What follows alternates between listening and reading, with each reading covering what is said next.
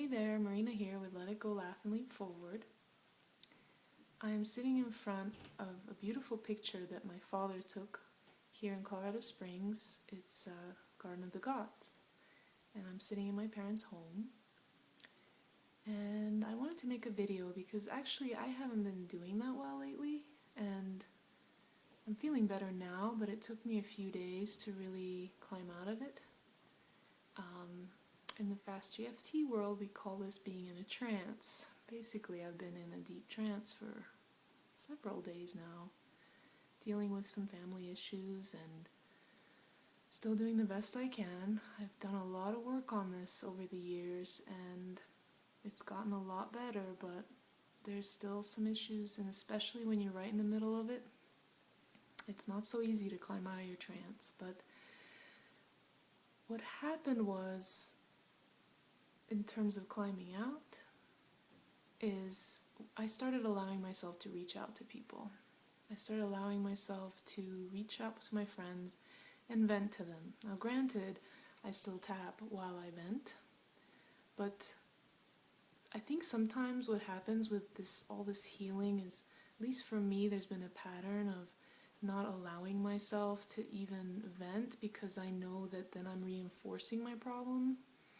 The problem is that you really have to be honest and go there in order to release it. So this suppression was just really getting too much to bear. So I was reaching out to my friends, and that really helped to vent, to cry, to tap while I was venting, and this strange awareness of I'm in a trance. I know I'm in a trance, and I'm causing all my problems with my thinking and my perception and the meaning I give to things, and yet I could not climb out. And I've definitely felt a big shift today, and I think it's accounted for two things. One is that I finally allowed myself to face it, and also reached out and talked to my peer friends about it, and reached out to people I feel give me a lot of love. And the other part was, today I really realized about giving myself that love. And it comes back to that. I did a video on love and visualize hugs, and can you send the same love to a baby? You feel this love with a baby, and can you send that same love to a person who doesn't look so great, a homeless person on the street, or someone that just does not look appealing to you? Can you find that same warm feeling for them? Well, today what came to me was, what about me? Can I find that warm feeling for me in the middle of this? And also beating myself up for getting back into my trance. Here I am, a practitioner, and I help people get out of theirs, and yet I still get into mine because I'm human. Can I forgive myself for that? And one way to do that is to just turn around and give myself that compassion that I'm reaching out that I'm getting from my friends. And how do I do that? How do I love myself? What can I do? What does that mean to love yourself? And I'm not just, one way is to tap. And by tapping, I mean you aim at your feeling, you face it, you allow it in, you allow that bad feeling in, and then you work to release it. The tapping helps release that. And there's a lot more to that. But I wanted to also say, sometimes it's just, if you need a hug, you really, really need one, and no one's around to give it to yourself. It sounds really cheesy, but just give it to yourself. Just hold yourself. Because here's the thing. You are also, you feel things, and feelings rise in your body, sensations, thoughts come, then the meaning come, you give meaning to these thoughts, and these feelings arise. But literally there's sensations in your body. So if you look at your body kind of like a pet, it's not, you have that, it's not really a detachment, because this is your vehicle, your body that carries you around, but you literally love your body the way you would love a pet or your best friend. You want to reach out and give your best friend a hug when they're not feeling good. Give that to yourself, literally. Another way for me that feels really good is I just pet my own head.